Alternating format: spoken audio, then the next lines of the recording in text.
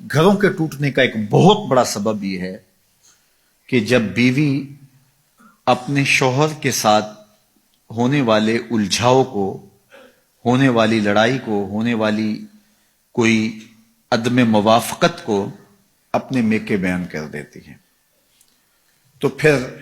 یہ شوہر کو گوارا نہیں ہوتا کہ ہمارے اندر کا معاملہ باہر جائے، اگرچہ اس نے زیادتی بھی کی ہو، لیکن پھر بھی وہ اس بات کو پسند نہیں کرتا کہ میری بات کہیں اور جائے۔ انتہائی مجبوری ہو، حالات ایسے ہو جائیں، وہ ایک امر آخر ہے، لیکن عمومی طور پہ جو گھروں میں اونچ نیچ ہو جاتی ہے تو اس کو کچھ خواتین کی عادت ہوتی ہے کہ وہ میکے بیان کر دیتی ہیں، پھر وہاں سے چلتی چلتی پورے محلے گلی میں پھیل جاتی ہے، اور وہ نہ بھی اس پہ بات کر رہے ہوں لیکن لہجوں کی تلخی اور رویوں کا تبدل اس شوہر کو بتا دیتا ہے کہ معاملہ کیا ہوا ہے، جو بات ہوئی ہے وہ کیسے پہنچ گئی ہے، اگرچہ انہوں نے اس کا تذکرہ سسرال نے اس کے ساتھ نہ بھی کیا ہو۔ تو یہ ایک جو ہے وہ انسان کو اللہ نے حساسیت دی ہے، وہ ان چیزوں کو محسوس کر لیتا ہے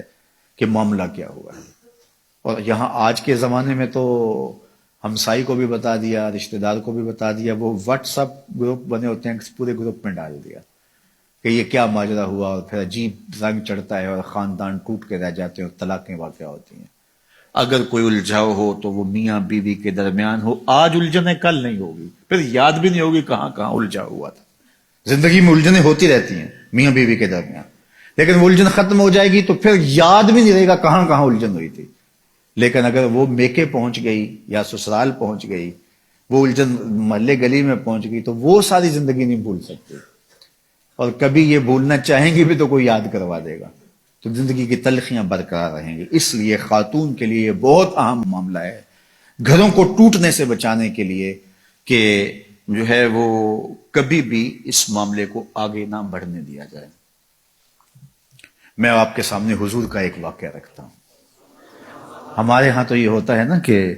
بات کہاں سے کہاں پہنچ جاتی ہے، چھوٹی سی بات ہوتی ہے، پھر اس بات کا بتنگڑ بنتا ہے، پھر میکے پہنچتی ہے، پھر میکے سے آگے خالاؤں میں، پھر نانی دادی، پتہ نہیں کہاں تک بات چلی جاتی ہے، اور پھر اس پہ تبصرے شروع ہوتے ہیں، اور پھر گھروں کا چین لٹتا ہے، پھر لڑائیاں بڑھتی ہیں، پھر فساد پیدا ہوتے ہیں، پھر طلاق تک نوبت ہوتی ہے، بعض کا بچے بھی ہوتے ہیں، بچے رل جاتے ہیں بیچارے۔ تو ایسے واقعات روز نگاہوں سے گزرتے ہیں۔ تو یہ ایک بنیادی چیز ہے، جب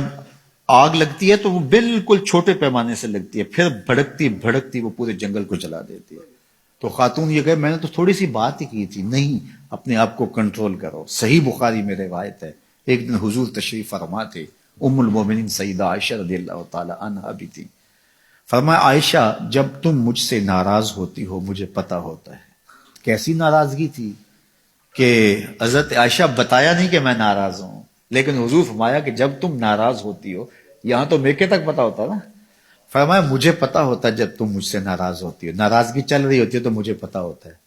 تو حیرت سے پوچھا آپ کو کیسے پتا چلتا ہے، یعنی میں تو بتاتی نہیں۔ تو فرمایا کہ جب تم مجھ سے راضی ہو اور باتوں باتوں میں، عربوں کی عادت ہے نا قسم کر کے بات کرتے ہیں، کوئی بھی اہم بات ہو واللہ باللہ تاللہ قسم اٹھا کرتے ہیں، تو کہا جب باتوں میں قسم کی نوبت آ جائے اور تمہاری میرے سے کوئی ناراضگی نہ ہو تو پھر بات کرتے ہوئے تم کہتی ہو لا ورب محمد، مجھے محمد کے رب کی قسم۔ پھر تم کہتی ہو لا ورب محمد، مجھے محمد کے رب کی قسم۔ اور جب تمہارے اندر کوئی ناراضگی چل رہی ہو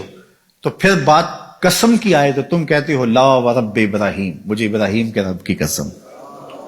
تو کہا یہ اس بات کا سائن ہے کہ کوئی ناراضگی چل رہی ہے۔ تو حضرت عائشہ رضی اللہ تعالیٰ عنہ مسکرا پڑی